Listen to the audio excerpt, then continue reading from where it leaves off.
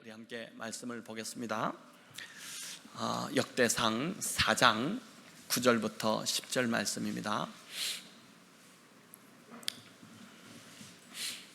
네, 역대상 4장 9절부터 10절 두 절이라서 우리 함께 읽도록 하겠습니다. 9절 같이 읽겠습니다. 야베스는 그의 형제보다 귀중한 자라. 그의 어머니가 이름하여 이르되 야베스라 하였으니 이는 내가 수고로이 낳았다 함이었더라.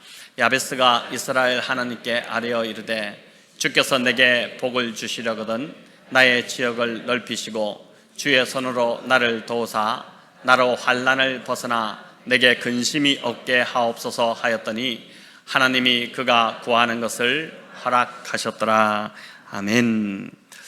네, 기도하는 인생은 다르다, 이 제목으로 오늘 역대상에 나타난 야베스의 기도를 통해서 우리가 하나님의 은혜를 구하고자 합니다. 저희 교회는 성도님들의 교육 소감이나 간증을 가급적 많이 세우는 편입니다. 매주 설교가 주는 은혜가 당연히 필요하고 또 중요하지만 기도의 응답, 또 말씀을 통한 삶의 변화, 또 무엇보다 또 양육 과정을 통한 이 영적 성장의 간증들이 주는 유익이 분명히 있습니다. 이제 목사가 이야기하는 것보다 같은 성도 입장에서 있는 이 교우가 들려주는 이야기가 때로 이제 훨씬 더 영향력이 있고 울림과 도전을 줍니다. 오늘도 주보에 그 양육과정 소감문을 실어 놓았는데 한번 읽어보시면서 또 은혜 받으시기 바라고. 여러분, 오늘 본문에 등장하는 이 야베스의 이야기는 바로 이런 효과라고 할 수 있습니다. 역대상과 역대하, 즉 역대기는 바벨론에서 포로로 이제 돌아온 이 백성들을 이끌고 1차로 예루살렘으로 귀환했던 그 에스라가 이제 기록을 하였습니다. 이 에스라가 제사장이었지 않습니까? 제사장 에스라가 기록하였는데, 바벨론에서 포로로 돌아왔던 이 귀한 공동체는 지쳐가고 있었고, 또 예루살렘으로 돌아올 때 가졌던 그 믿음의 열기가 점점 식어가고 있었습니다. 혹시 요즘 또 처음 가졌던 신앙이 좀 식어지고 있고 그 믿음이 점점 또 이제 식어지고 있는 그런 분들이 있을지 모르겠는데, 그래서 이제 이 백성들에게 간절히 필요했던 것이 바로 위로와 또 격려였다고 할 수 있습니다. 일반 참 소시민이었던 평범했던 이 야베스의 이야기는 이렇게 지쳐가던 이 백성들에게 하나님을 향한 믿음을 다시 일으켰고, 기도의 자리로 나아갈 힘을 주고 식어버린 그 신앙을 다시 붙잡게 하는 그런 은혜와 도전을 주었다고 할 수 있습니다. 바벨론 포로 생활을 마치고 돌아온 이 백성들이 가장 먼저 했던 일은 바로 이제 성전을 다시 세우는, 재건하는 일이었습니다. 성전을 다시 세우면 하나님의 영광이 다시 돌아오고 다윗 시대의 그 영광이 재현될 줄로 그렇게 믿었습니다. 하지만 세월이 지나도, 시간을 기다려도 하나님의 영광이 임하는 것 같지 않았고, 오히려 주변 나라들의 멸시와, 우리가 느헤미야서를 보더라도 산발락과 도비아 같은 그 사마리아에 있던 그 관리들의 그런 멸시, 노략질 이런 것들이 더 심해지자 이들은 점점 더 영적으로 지쳐갔고 실망하며 좌절감에 빠지기 시작했습니다. 잘못 돌아온 것인가? 차라리 돌아오지 말걸, 그냥 바벨론에 그냥 머물렀을 걸, 그렇다면 이런 마음고생, 몸고생 하지 않았을 텐데, 이런 후회감까지 이제 밀려오기 시작했던 것입니다. 여러분, 역대기는 바로 이런 포로기 이후에 지쳐가던 이 백성들을 위해서 하나님께서 주신, 에스라를 통해서 기록하게 하셨던 하나님의 말씀입니다. 자, 그래서 이 역대기는 이제 족보 이야기로 시작합니다. 1장부터 9장까지 무려 500명이 넘는 사람들의 이름이 나열되죠. 읽기도 힘들고, 요즘 새벽기도 때 본문을 같이 읽는데 하도 길다 보니까 이제 줄여서 읽기도 하지만 그 줄여서 읽어도 사람들의 이름을 읽기가 힘들어서 틀리기도 하고 막 이렇게 하는데, 여러분, 잠 안 오는 밤에 읽으면 딱 좋은 최고의 수면제 먹지 마시고 1장부터 9장까지 읽다 보면 한 반도 안 돼서 이제 잠이 스르르 올 것입니다. 우리로서는 참 지루하기 짝이 없는 족보지만 당시 포로에서 돌아왔던 이 이스라엘 백성들에게는 더 없는 위로와 격려가 이 역대기 특별히 이 족보 안에 담겨 있었습니다. 누군가가 내 이름을 불러준다는 건 나를 잊지 않았다는 증거이기 때문입니다. 제가 다른 건 잘 못해도 사람의 이름을 딱 기억하는 것은 좀 잘합니다. 성도들이 이제 와서 처음 봤을 때 바로 이름을 불러주면 나를 아시는구나, 이게 참 깊은 감동이 되는 것처럼 하나님께서 이제 이들은 하나님이 자신들을 잊은 줄 알았는데, 기억도 못할 줄 알았는데, 이 족보를 통해서 하나님의 그들의 이름을 다 하나씩, 또 그 선조들의 이름을 하나씩 부르고 계시고, 다윗의 언약을 잊지 않으셨고 이스라엘을 다시 회복하실 거라는 그 믿음을 주신 것입니다. 그러니 역대기 말씀이 이스라엘, 특별히 포로기 이후에 돌아왔던 그 이스라엘 백성들에게는 큰 위로와 또 소망으로 다가왔던 것입니다. 여러분, 특별히 오늘 읽은 이 2절의 야베스 이야기는 더 없는 소망을 줍니다. 야베스가 기도로 그의 고통스러웠던 삶을 극복했다는 간증이 당시 영적으로 지쳐가고 있던 이 백성들에게 큰 위로와 소망과 도전이 된 것입니다. 그러니까 역대기는 그 1차 독자들, 지금 우리가 역대기를 읽고 있지만 역대기는 1차 독자들이 바로 그렇게 포로기 이후 돌아와서 예루살렘을 재건하고 있던, 그런데 이제 뭔가 변화의 조짐이 없고 자꾸 주변에서 괴롭히고 이러다 보니까 이제 지쳐가고 있던 그 백성들에게 주어졌고 그들이 읽었던 말씀이 바로 이 역대기입니다. 여러분, 이제 야베스 이야기인데 야베스의 뜻이 무엇일까요? 야베스는 여기 나오듯이 슬픔, 고통이라는 뜻입니다. 참 특이하지 않습니까? 어떤 부모가 자녀 이름을 이렇게 지을 수 있을까요? 고통, 이제 고통아 밥 먹자, 고통아 학교 가야지, 고통아 오늘 주일이니까 교회 가자, 이렇게 슬픔아, 우리는 기쁨이라는 이름이 있잖아요. 저희 교회 두 분이 기쁨이라는 이름이 있는데 얼마나 좋은 이름입니까? 기쁨아 교회 가자, 이건 좋지만 슬픔아 교회 가자, 이는 참 말이 안 되는 이름이지 않습니까? 그런데 구약을 보면 부모가 자녀의 이름을 이렇게 지은 예가 몇 군데 나오는 걸 볼 수 있습니다. 창세기 35장에 보면 라헬이 아이를 낳다가 난산으로 죽죠. 산파가 이제 아들을 낳았다고 알려주지만 힘을 조금 더 내라, 이 아들 낳지 않느냐, 얼마나 기쁜 일이라고 알려주지만 이 라헬이 그 말을 듣고 숨을 거두면서 아들 이름을 베노니라고 부릅니다. 베노니, 슬픔의 아들, 이런 뜻입니다. 베노니 이렇게 불렀더니 옆에 야곱이 있다가 그 아들 이름을 베노니, 이 베노니로 살면 안 되잖아요. 평생 슬퍼하는 아들로 살면 안 되니까 베냐민이라는 이름을 바꿉니다. 오른손의 아들이라는 이름으로 그 이름을 바꿔준 것입니다. 또 사무엘상 4장에 보면 그 블레셋과의 전쟁에서 법궤가 빼앗기는 일이 벌어지죠. 그 상황에 이제 마침 엘리의 그 대제사장이었던 엘리의 며느리가 아이를 출산하는데 이름을 이가봇이라고, 그 며느리가 이제 엄마가 아이 이름을 짓습니다. 왜 그렇게 지었냐?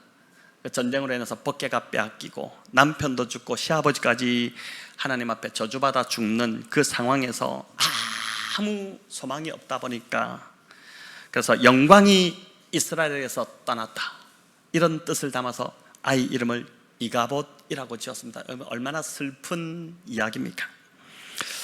오늘 본문 9절에도 야베스라고 이름을 지었는데 그 이유가 나옵니다. 우리 9절을 같이 읽어보겠습니다. 야베스는 그의 형제보다 귀중한 자라, 그의 어머니가 이름하여 이르되 야베스라 하였으니 이는 내가 수고로이 낳았다 함이었더라. 여기도 보면 여러분, 야베스의 어머니가 야베스를 수고로이 낳았다, 굉장히 좀 힘들게 낳았다, 그렇게 해서 이름을 야베스라고 했다, 이렇게 합니다.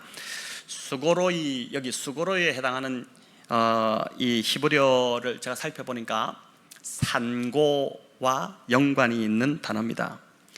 자, 이는 이제 두 가지로 설명을 해볼 수 있을 것 같은데, 첫째는 라헬처럼 이 야베스의 엄마도 난산을 겪었다고 볼 수 있습니다. 출산의 고통 정말 쉽지 않습니다. 출산할 때 다 소리 지르죠. 막 너무 힘드니까. 우리 두 분 힘내시기 바랍니다. 이제 얼마 안 남으셨는데, 근데 이제 출산할 때 다 너무 고통스러워 하는데 특별히 이제 산고가 길어지면 거의 죽음을 경험한다고 하지 않습니까? 그런데 그렇다고 해서 아이 이름을 고통이라고 짓지 않습니다. 엄마들은 산고로 수고를 하지만 아이를 낳고 나면 그게 언제 그러냐는 듯이 저희 아내가 그러더라고요. 아이를 낳기만 하면 언제 그러냐는 듯이 고통이 완전 다 사라져 버린다고. 그래서 아이로 인한 기쁨, 사실 이제 그 고통보다는 아이가 태어난 그 기쁨이 더 큽니다. 내가 너 낳는다고 너무 고통당했으니 너를 내가 평생 고통이라고 부르겠다, 이런 엄마는 없습니다. 저희 어머니에게 들은 이야기지만 저를 낳으실 때 이제 제가 막내인데 저희 어머니가 산고를 굉장히 좀 심하게 겪으셨다라고 했습니다. 병원에 아닌 이제 집에서 낳았는데 그 당시는 뭐 집에서, 산부인과가 아니라 집에서, 저도 나이가 좀 있다 보니까 이제 집에서 많이 낳았죠. 그런데 이제 몸무게를 재는 그 뭐 저울 같은 게 없어서 정확치는 않지만 저희 어머니 말로는 너는 4kg는 좋게 넘었을 것이다, 이렇게 이야기했습니다. 아이를 낳아 보니까 막 살이 쪄가지고 이렇게 나왔더랍니다. 그래서 저희 어머니가 저를 낳으시면서 까무라치셨습니다. 그래도 저희 어머니는 저를 고통이라고 이름 짓지 않으셨습니다. 만약에 고통이라 지었다, 김고통 또는 김슬픔이라 지었으면 제가 목회하기가 상당히 좀 곤란했을 것입니다. 오늘도 장로님 기도하시면서 김종설 목사님 이렇게 하셨는데 김고통 목사님을 축복하여 주시고 또는 뭐 김슬픔 목사님이 목회를 잘하게 해주시고, 이건 좀 곤란하지 않겠습니까? 어머니들은 내가 고통당했으니 너도 고통당해보라고 하지 않는 것입니다. 그래서 여기 수고로 낳았다는 이 의미는 야베스를 낳을 때의 그 상황이 굉장히 좀 처참했던 것으로 그렇게 볼 수 있습니다. 집안이 패망했든지 아니면 전쟁으로 인해 피난 가는 상황이었든지 적의 지배로 인해서 심한 고통 가운데 있었든지, 그래서 아이를 낳을 때도 이제 도망치다가 굴 속에서 마치 짐승처럼 새끼를 낳듯이 그렇게 아이를 힘겹게 낳았기 때문에 아이 이름을 야베스라고 짓지 않았을까, 이렇게 이제 추정을 해볼 수 있습니다. 아무튼 야베스는 참 암울한 고통의 시대에 태어났고, 그 이제 고백을 보니까 참 고통스러웠던 그 시대에 태어났고 또 힘들게 출생했지만 그는 이후에 참 감사하게도 그의 삶이 잘 자라게 되었습니다. 9절은 보니까 야베스가 그의 모든 형제보다 귀중한 자다, 이렇게 하고 있기 때문입니다. 여러분, 여기 귀중하다라는 이 말은 카바드라는 히브리어인데, 이전에 제가 한번 설명드렸는데 내 부모를 공경하라 할 때 이 공경하라가 카바드입니다. 공경하다, 무겁게 여기다, 또 가치 있게 여기다, 이런 뜻이거든요. 공경하다 이런 뜻인데, 그래서 야베스가 귀중하게 되었다, 이 말은 이제 여기 부유하고 영예를 얻고 가치 있고 존경받는 사람이 되었다는 것입니다. 여러분, 부모님을 대할 때 함부로 대하지 않잖아요. 부모님을 늘 좋아하고 존경하고 뭐 있으면 부모님 챙겨드리려고 그렇게 하듯이 많은 사람들이 마치 부모를 대하듯이 야베스를 그렇게 좋아하고 따라가고 따르고 또 뭐 있으면 야베스 챙겨주고 막 그렇게 야베스를 존귀하게 여겼다는 것입니다. 여러분, 태어날 때는 그가 고통 속에서 태어났지만, 야베스라는 이름을 가지고 태어났지만 그는 존경받는 존귀한 자가 되었습니다. 그래서 공동번역으로 제가 살펴보니까 이렇게 되어 있습니다. 야베스는 일가 가운데서 가장 세력 있는 사람이었다.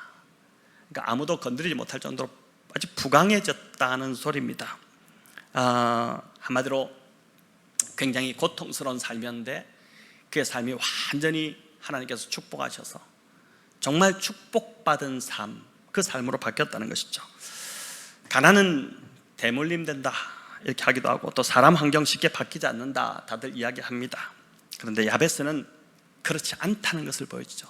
삶이 역전될 수 있다, 하나님 안에서 삶이 역전될 수 있다는 것을 그 삶으로 증명해 보였습니다. 자, 그럼 야베스가 이 고통의 삶에서 존경받는 삶으로 바뀔 수 있었던 그 비결이 무엇일까?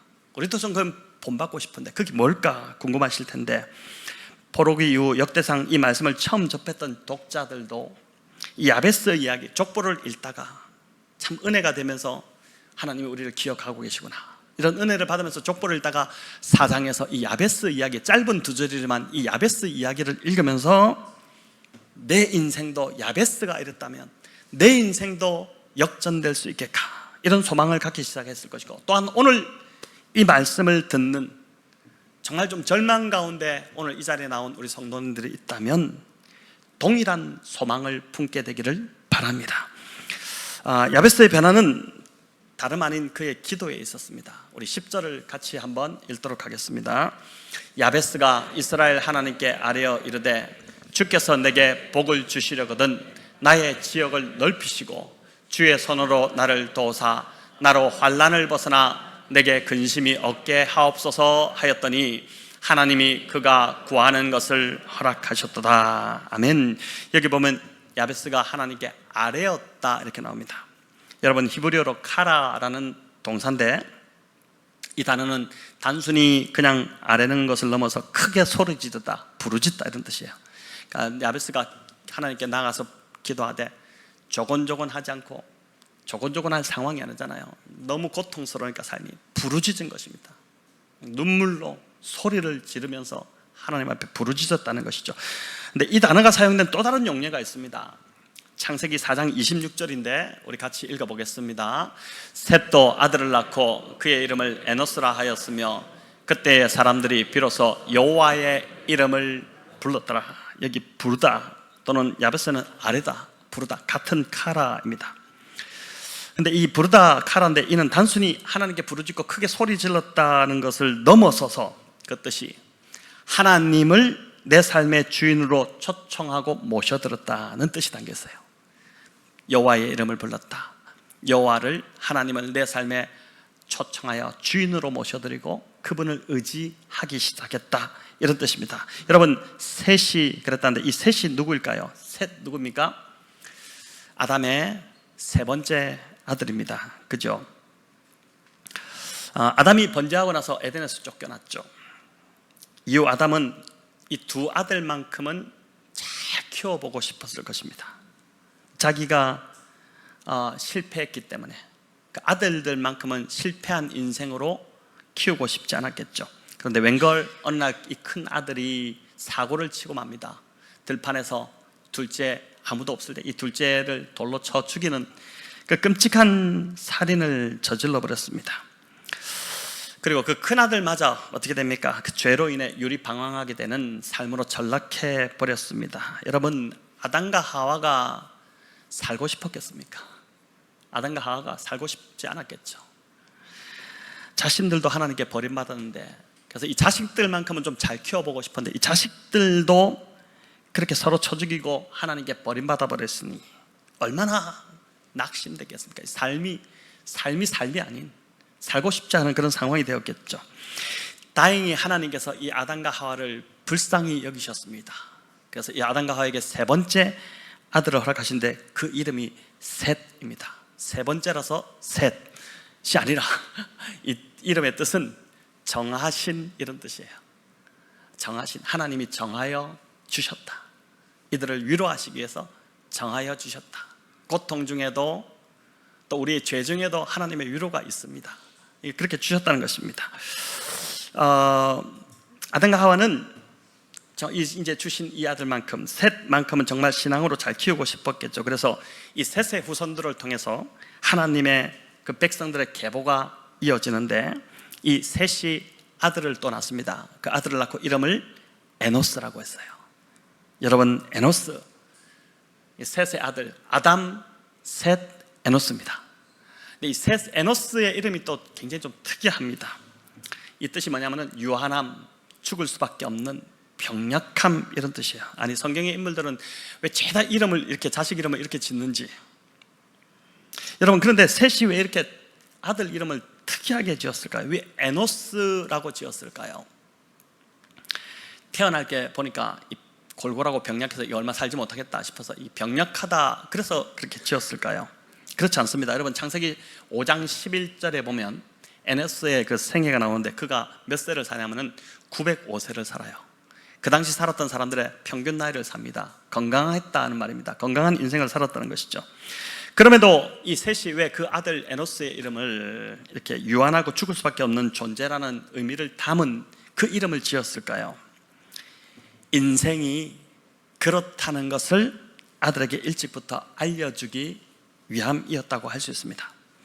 하나님을 의지하지 않고는 살 수 없는 존재가 인간이다. 너는 그런 존재다. 또 하나님이 은혜를 주셔야지만이 살 수 있고 하나님이 도와주셔야지만이 살 수 있는 그 존재가 바로 너 자신이고 우리 인간이 그런 존재다. 그걸 알려주시고자 아들의 이름을 에노스라고 지음으로 아들에게도 이 진리를 알려주고 또한 함께 있는 많은 사람들에게도 그 진리를 알려주고자 이렇게 아이의 이름을 특별하게 지었다고 볼 수 있습니다. 여러분, 그런데 사람들이 이 에노스라는 이름, 그 이름이 이렇게 그 깨달음이 오기 시작하자 그때에 비로소 여호와의 이름을 불렀다 이렇게 합니다. 즉 인생이 유한하고 죽을 수밖에 없다는 그 사실을 깨닫고 나서부터 사람들은 여호와의 이름을 부르다가 뭡니까? 카라, 인생의 주인으로 초청했다. 사람들이 그때부터 그 깨달음을 알고부터 인생의 주인으로 하나님을 초대해서 하나님을 의지하는 삶을 살았다는 뜻입니다. 여러분, 우리도 이런 깨달음이 좀 빨리 와야 인생을 돌지 않게 됩니다.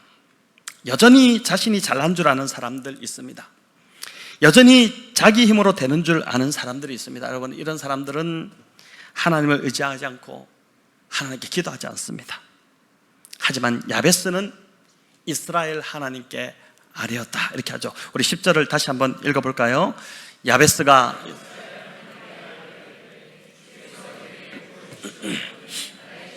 넓히시고 주의 손으로 나를 도우사 나로 환난을 벗어나 내게 근심이 없게 하옵소서 하였더니 하나님이 그가 구하는 것을 허락하셨더라. 자, 여기 보면 야베스가 어떻게 기도했는지 그 기도의 내용이 나오죠.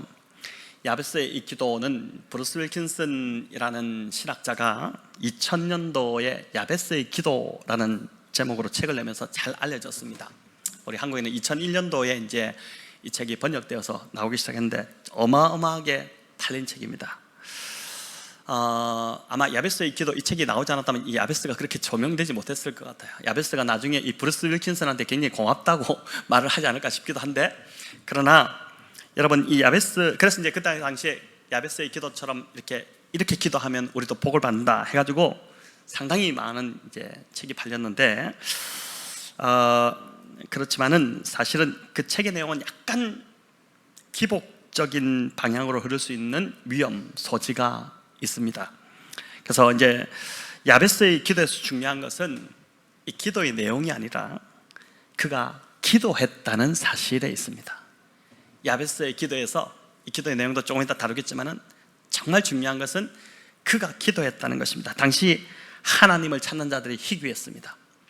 우상으로 물든 시대였고 우상에 빠져서 모든 사람이 우상에게 가서 절하고 도움을 구할 때 야베스만큼은 하나님께 나아가 기도했습니다. 자기가 자기 인생의 주인이 되지 않고 하나님을 자기 인생의 주인으로 모셔드리고 하나님께 부르짖은 것입니다. 여러분, 오늘 이 시대도 보니까 야베스가 살던 그 시대와 너무 많이 닮아 있습니다. 사람들이 점점 더 하나님께 나아가지 않습니다. 기도해야 한다는 것을 머리로는 알지만, 그렇게 배워서 알고는 있지만 정작 기도의 자리에는 나오지 않습니다. 한국 교회가 기도의 자리가 점점 비어가고 있어서 많은 교회들이 탄식합니다. 여러분, 많은 교회가 금요 기도에 문을 닫은 걸 아십니까? 금요 기도에 없어진 교회가 되게 많습니다. 또 새벽 기도에도 점점 사람들이 줄어들고 있다는 통계 보고가 있습니다. 매년 교단에서 이제 발간하는 그 통계들이 있는데, 뭐 장로교만 보더라도, 저희 고신 측 교단만 아니라 통합 측, 합동 측을 다 보더라도 주일학교는 물론일 뿐이고 뭐 기도의 자리, 기도회가 점점 더 비어가고 사라지고 있다는 그런 안타까운 보고들이 있습니다. 여러분, 그런데 이런 기도회가 무너지면 교회도 무너지고 성도들의 삶도 함께 무너져 버립니다. 여러분, 금요일에 대해서 제가 말씀드렸지만은 먼저 우리의 영혼이 잘 돼야지 범사가 잘 되는 것이거든요. 우리의 영혼이 살아나야지 우리의 모든 일상들도 살아나기 시작하는데, 기도가 무너지니까 그 기도 속에서 우리가 하나님을 만나고 기도 속에서 우리가 회복되고 그렇게 우리가 살아나야 되는데, 그 기도할 자리가 교회에서 없어지니까 성도들의 삶도 함께 무너지고 있는 게 오늘날의 모습입니다. 기도만이 살 길이고, 기도하면 사는데 기도하지 않으니 점점 영혼이 피폐해지고 죽어가는 것이죠. 교회가 기도의 불길이 살아 있어야 교회가 살아나고 성도도 살아납니다. 점점 기도가 사라지는 이 시대에 야베스는 오늘 이 본문을 통해서, 벌써 지금 몇 년 전 이야기입니까? 오늘 이 몇천 년 전의 이야기인데, 적어도 2000년, 한 3000년 정도 전의 이야기지 않겠습니까? 이 본문을 통해서 그 3000년 전에 살았던 그 야베스라는 인물이 저와 여러분에게 기도의 자리로 나가라, 기도해야 된다, 기도가 답이다, 그 이야기를 저와 여러분에게 도전하고 있는 것입니다. 하나님은 오늘도 이 야베스처럼, 야베스 시대의 하나님께서 변함없이 지금도 역사하시는 하나님이신데, 동일하신 하나님이신데, 그 하나님께서 이 야베스처럼 하나님을 인생의 주인으로 모시고 기도하러 나오기만 하면 그 삶을 반드시 역전시켜 주실 거라고 말씀하고 있는 것이고, 하나님을 의지하는 자를 반드시 고통에서 건져 존귀한 자가 되게 하겠다고 말씀하는 것입니다. 자, 그럼 야베스가 어떻게 기도했을까요? 어떤 기도를 했을까요? 먼저 10절에 보니까 주께서 내게 복을 주시려거든 이라고 합니다. 이 번역이 참 아쉽습니다. 마치 이제 어떻게 들리냐면은 복을 주려면 주고 말라면 말라는 식으로 이제 약간 이렇게 들리지 않습니까? 또 이전 개역 한글에는 뭐라고 나왔냐면 주께서 복에 복을 더하사 이렇게 했습니다. 그게 이제 주께서 복을 주시려거든으로 이렇게 개역 개정에서 바뀌었는데, 주께서 복에 복을 더하사, 그것도 참 좋아 보이지만 사실은 약간 복에 대한 욕심이 있는 것처럼 그렇게 들리기도 합니다. 그래서 이 원전의 의미가 뭘까를 좀 살펴보면은 그 뜻은 뭐냐면은 반드시 축복해 주셔야 합니다, 이런 뜻입니다. 주께서 복을 주시려거든, 이 말은 주님 반드시 복을 주셔야 한다는 그러한 뜻입니다. 하나님이 나를 돌아보시지 않으면 나는 죽을 수밖에 없다는 간절한 절규입니다. 여러분, 우리가 기도를 이렇게 시작을 해야 됩니다. 대부분 기도하러 나서 너무 쉽게 기도로 들어갑니다. 기도할 것이 없으면 졸기도 하고, 또 기도하다 딴 생각하기도 하고. 근데 정말 하나님, 오늘 내가 이 자리에서 하나님께 복 받지 않으면 저는 소망이 없습니다. 하나님, 저는 정말 하나님이 이 시간 응답하지 않으시면 저는 하나님 죽을 수밖에 없습니다. 이런 간절함이 오늘날 저와 여러분에게 기도를 시작하면서 필요한 자세라는 것입니다. 하나님밖에는 방법이 없다는데 어떻게 안 도와주고 하나님이 외면하실 수 있겠습니까? 여러분, 사람과의 관계에서도 그렇잖아요. 당신밖에 없습니다. 지금 나에게는 당신이 나를 도와주지 않으면 나는 인생 이것으로 끝입니다. 당신이 나의 유일한 소망입니다. 이렇게 하면은 부담감이 오죠. 안 도와줄 수가 없잖아요. 아니, 나 아니면 죽겠다는데 어떻게 그냥 외면하겠습니까? 마찬가지입니다. 하나님, 이쯤 야베스가 그렇게 나가는 거예요. 하나님이 아니면 저는 소망이 없어요. 아무것도 아닙니다. 하나님, 반드시 저를 축복하셔야 됩니다. 그 간절함으로, 그 절박함으로 기도를 시작하는 것입니다. 여러분, 이런 절박함이 있으십니까? 저는 주님 없이는 아무것도 아닙니다. 하나님이 아니면 저는 어떤 소망도 없습니다. 이런 간절함이 없으면 우리는 결코 하나님께 쉽게 나아가지 않습니다. 기도하지 않아도 사는데 불편함이 전혀 없는데 왜 기도하겠습니까? 오늘날 이 절박함이 사라진 것이 참 안타까운 것이죠. 그래서 어떤 분들은 차라리 고난의 때가 더 좋았다, 그때가 하나님을 더 깊이 붙들었다, 이런 말을 하기도 하는데 참 안타까운 것이죠. 여러분, 또 야베스는 이렇게 기도합니다. 주의 손으로 나를 도우사, 이 기도를 하는데, 분명한 사실은 이 기도 한 문장만 보더라도 우리 그리스도인들은 내 손의 능력으로 사는 자들이 아니라 하나님의 그 전능하신 손길, 그 하나님의 손의 능력이 우리에게 부어짐으로 살아가는 자들이 그리스도인이라는 것입니다. 그래서 여러분, 매일 아침 기도하실 때, 오늘 이 말씀을 듣고 한번 결정해 보면 좋겠습니다. 매일 아침 기도하실 때, 매일 아침에 여러분, 기도라고 할 것도 없어요. 눈을 뜨면은 주님, 오늘 반드시 축복하셔야 됩니다. 저를 반드시 축복하셔야 됩니다. 또 하나님, 오늘 내 손으로 살지 못합니다. 내 손의 능력으로 살지 못하고 하나님이 그 전능하신 손으로 나를 붙들어 주셔야지만, 나를 도와주셔야지만 살 수 있습니다. 여러분, 이렇게 날마다, 이제 내일부터 날마다 기도해 보시기 바랍니다. 이런 기도가 저와 여러분의 삶을 바꿀 것이고, 이런 기도가 아침마다 짧게 드리는 그 기도가 우리의 인생을 다르게 만들 것입니다. 여러분, 이 기도조차 없다면 불안해서 어떻게 살겠어요?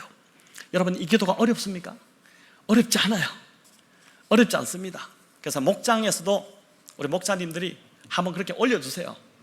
오늘 말씀 들은 걸 가지고 하나님 반드시 축복해 주셔야 됩니다. 또 하나님이 나를 돕지 않으시면 나는 오늘 하루 감당할 수 없습니다. 이런 기도를 목장에서 올려주시면, 또 다른 분들도 이제 똑같이 기도하시면서, 여러분, 이 기도를 매일 아침 눈 뜨면서 자동적으로 핸드폰 보지 마시고, 매일 아침 눈 뜨면서 의식이 돌아올 때 내 머릿속에서, 누워서도 괜찮습니다, 머릿속에서 하나님 오늘 축복하시지 않으면 저 살 수 없습니다. 반드시 축복하셔야 됩니다. 하나님, 주님이 도우셔야지, 그 전능의 손으로 저를 붙드셔야지 제가 살 수 있습니다. 여러분, 이 기도 해보시기 바랍니다. 내일 새벽부터, 내일 아침부터 하실 수 있겠죠? 그래서 또 까먹습니다. 이러고 났는데 또 뭐 그냥 시작해요. 그래서 우리 목자님들이 정신 차리시고 또 올려줘 보세요.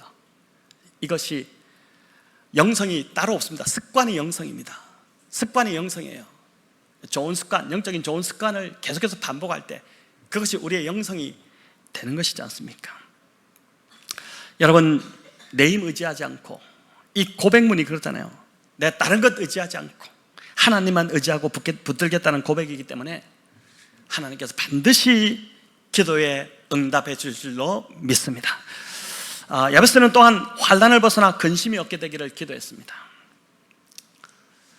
참 이게 환난, 근심, 이게 우리의 삶을 많이 힘들게 하는데, 베드로 사도는 더 확실한 약속을, 야베스보다 더 확실한 약속을 우리에게 보여줍니다. 그게 뭐냐면 베드로전서 5장 7절인데 우리 같이 한번 읽겠습니다. 너희 염려를 다 주께 맡기라. 이는 그가 너희를 돌보십니다. 여러분, 너무 좋은 말씀이잖아요. 좀 암송하셔서 힘드실 때마다 너희 염려를 다 주께 맡기라. 이는 그가 너희를 돌보신다. 굉장한 위로가 되거든요. 막 힘들 때 맞아, 주님이 나를 돌보시지, 이렇게 위로가 되는데, 여기 맡긴다는 것은 너희 염려를 다 주께 맡기라. 한번 뛰어나봐 주십시오. 이 맡긴다는 것은 뭐냐면은 위를 향해 던진다는 뜻입니다. 던진다.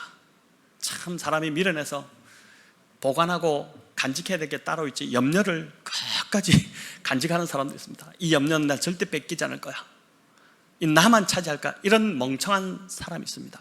염려를 위를 향해 던지라. 공을 던지는 거예요. 공을 던지면 그 공이 그 다음 누구에게 갑니까? 하나님께 가기 때문에 하나님이 그 다음은 알아서 하시는 것이죠. 또 이 돌보신다는 말이 참 재밌는데, 이 돌보신다, 우리를 세밀하게 돌아보신다, 이것도 있고, 원어적인 의미는 뭐냐면은 깊은 관심을 가지신다, 이런 뜻입니다. 깊은 관심을 가지신다. 여러분, 세상 어떤 사람이 내 문제에 그토록 깊은 관심을 가지겠습니까? 다들 자기 문제로 정신 못 차립니다. 가족도 잘 못하죠. 그나마 가족이 낫지만 가족도 잘 못할 때가 있습니다. 배우자, 서로 부부도 뭐 이야기하면은 건성으로 듣고 영혼 없이 대답하고 이럴 때가 많잖아요.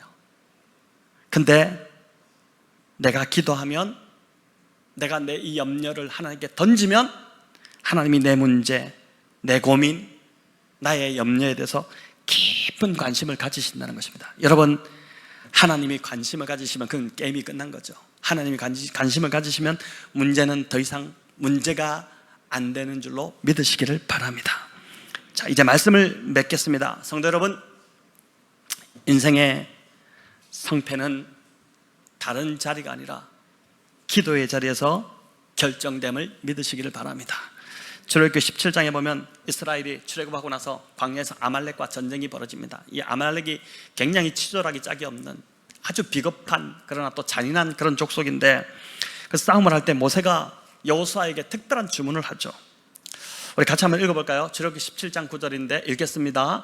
모세가 여호수아에게 이르되 우리를 위하여 사람들을 택하사 아말렉과 싸우라. 내일 내가 하나님의 지팡이를 손에 잡고 산 꼭대기에 서리라. 자, 여호수아에게 너 사람들 군사들 데리고 나서 너 전쟁해라. 너 싸움터로 나가고 나는 아론과 훌을 데리고 산 꼭대기로 올라가겠다. 그렇게 이야기합니다. 근데 신기한 일이 벌어지죠. 모세가 손을 들고 기도하면 이스라엘이 이기고, 그 산 꼭대기에서 보이잖아요. 다 전쟁하고 있는 게. 모세가 손을 들고 기도하면 이스라엘이 이기고, 모세가 너무 피곤해서 손이 내려오면은 아말렉이 이기는 겁니다. 여러분, 그걸 옆에서 아론과 훌이 보고 있다가 희한한 일이 벌어졌다. 이 정말 하나님의 능력이네. 그렇게 해서 어떻게 합니까? 돌을 가져다가 모세를 이렇게 앉힌 후에 양쪽에서 아론과 훌이 모세의 팔을 들어 올리죠. 계속해서 들고 있으니까 결국은 그 싸움에서 아말렉이 완전히 패해버리는 그 일이 일어난 것입니다. 여러분, 싸움의 승패가 전쟁터에서 결정된 것이 아니라 모세가 기도한 그 자리에서 결정이 되었다는 것입니다. 모세의 손에 의해 전쟁의 승패가 결정된 것입니다. 손을 든다는 것, 하나님의 도우심을 구한다는 것이죠. 손을 들어 기도할 때 손을 들어, 여러분 한번 손을 들어 기도해 보시기 바랍니다. 저도 이 손을 들어 기도하면서 성령을 체험하고 손을 들어 기도했을 때 참 정말 주시는 감동이 남달랐는데, 여러분 이스라엘 남성들의 기도의 자세는, 기본 자세는 손을 들어 기도하는 거예요. 이렇게 손을 들어 기도하는 것. 전쟁이 이 손을 든다는 것은 결국 그잖아요. 적군이 손을 들면 항복합니다, 이런 뜻이잖아요. 난 더 이상 당신에게 도전하지 않습니다. 항복합니다. 즉 나는 당신 앞에 항복했습니다. 이제 당신이 나를 구원해 주셔야 된다. 나는 어떤 힘도 내 힘으로 할 수 없습니다. 당신만이 나를 살려낼 수 있습니다. 그 고백이잖아요. 그래서 전쟁이 하나님의 손에 있음을 인정하며 하나님을 의지하는 것이 곧 손을 드는 것이고 기도하는 것입니다. 저와 여러분, 일터에서, 직장에서, 또 내일부터 한 주간 시작되는데 열심히 살아야 합니다. 여호수아가 군사들을 이끌고 열심히 전쟁을 한 것처럼 우리도 열심히 정말 전투적으로 살아야 합니다. 하지만 인생의 승패는 일터가 아닌 기도의 자리에서 결정된다는 것을 기억하시기 바랍니다. 아무리 열심히 살아도 기도하지 않으면 그 인생은 패할 수밖에 없습니다. 아무리 내가 열심히 살아도, 아무리 많은 것들 막 공부하고 이렇게 해도, 여러분 기도하지 않으면, 저도 마찬가지예요. 설교를 아무리 준비해도요, 이 설교를 가지고 기도하지 않으면 큰 은혜가 되지 않아요. 기도의 자리에서 우리 인생이 결정되는 것입니다. 여러분, 야베스의 인생이 역전된 것도 기도의 자리로 나왔기 때문입니다. 여러분, 인생을 잘 돌아보십시오. 지금 기도를 잘 못하고 있는 분들도 잘 돌아보시면 인생의 문제가 해결되어지고 내 인생이 반전이 일어났던 것, 다 기도하는 자리가 있었기 때문임을 인정하실 수밖에 없을 것입니다. 여러분, 기도의 자리에서 야베스의 인생은 그 고통에서 존귀함을 얻는 자리로 삶이 바뀌어버렸습니다. 사랑하는 성도 여러분, 저와 여러분도 깨어 기도할 때 역사가 반드시 일어날 줄을 믿습니다. 기도하면 문제가 해결되고, 기도하면 살 길이 열리고, 기도하면 인생의 승리가 주어질 것입니다. 여러분, 그동안 기도를 쉬었다면, 또 요즘 기도를 멈췄다면, 오늘 말씀드리면서 많이 좀 찔리시죠? 사실 좀 찔리셔야 될 것 같아요. 기도를 멈췄다면 오늘 이 말씀 앞에서 우리 좀 다시 결단합시다. 다시 결단하면 좋겠어요. 또 꾸준히 기도하지 못한다면, 나는 왜 이렇게 기도가 잘 꾸준히 안 됩니다, 이런 분들이 있다면 그 원인을 찾으셔야 돼요. 나는 본래 기도가 잘 안 되는 사람이다, 이런 거 없어요. 그 원인을 찾으셔서 해결하시기 바랍니다. 여러분, 기도하면 하나님이 어떻게 살지를 분명하게 가르쳐 주십니다. 기도하면 하나님이 지혜를 주시고 돕는 자들을 붙여주십니다. 그래서 혼자서는 할 수 없던 일이 기도하면 넉넉하게 그 일을 해내게 하시는 것입니다. 여러분, 우리 이제 오늘 두 번째로 밥을 먹지만 지난주 밥 처음 먹으면서 저 얼마나 기도했는지 모릅니다. 뭐 아무것도 아닌 것 같잖아요. 근데 이게 아무것도 아닌 게 아니거든요. 진짜 하나님 앞에 떨림으로 기도했습니다. 생각지도 않았던 분들을 하나님 붙여주시고 이 일을 가능케 하시고, 기도하면 하나님이 되게 하신다는 것이죠. 또 기도하면 여러분 관계의 문제도 풀어주시고, 무엇보다 기도할 때 성령으로 우리가 충만케 되고 환난을 벗어나 근심이 없게 될 줄로 믿습니다. 여러분 오늘 이 말씀 붙드시고 야베스처럼 기도의 자리로 나아가서 고통을 존귀함으로 바꾸시는 그런 우리 복된 성도님들 다 되시기를 우리 주님의 이름으로 축원합니다.